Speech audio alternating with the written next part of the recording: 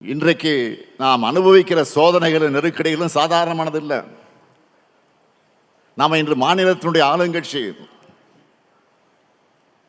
ஆனால் எதிர்கட்சியை போல சோதனைகளும் நெருக்கடிகளும் நம்மை தொடர்ந்து வருது.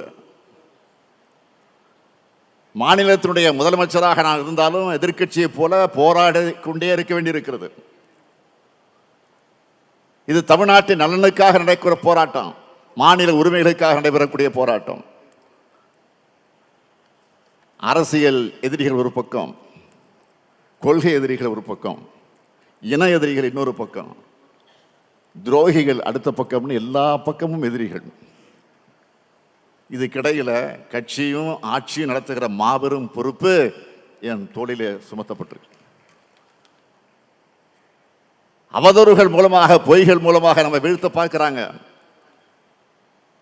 அதுக்கு சமூக ஊடகங்களை பயன்படுத்துறாங்க.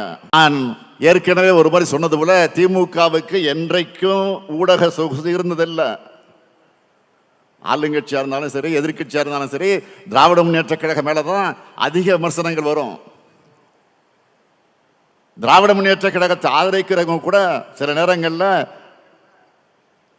எதிரிகளால் பரப்பப்படக்கூடிய அவதூறுகளை, போலி தகவலை நம்பி அவங்கள நம்மை தாக்குகிற நிலையை இன்றைக்கு சமூக ஊடகங்களில் பார்க்கிறோம். ஏன் நம்ம ஆதரவு ஆட்களை இது அடுத்தவருக்கு அனுப்புகிற செயலையும் சில நேரங்கள் தங்களை அறியாமல் செய்கிறாங்க. ஆனால் உண்மை நிலவரம் என்ன?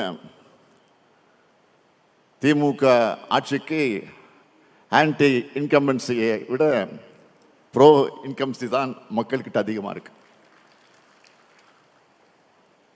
அதாவது திமுக ஆட்சிக்கு எதிரான அலையை விட ஆதரவு அலை தான் அதிகமாக வீசுது.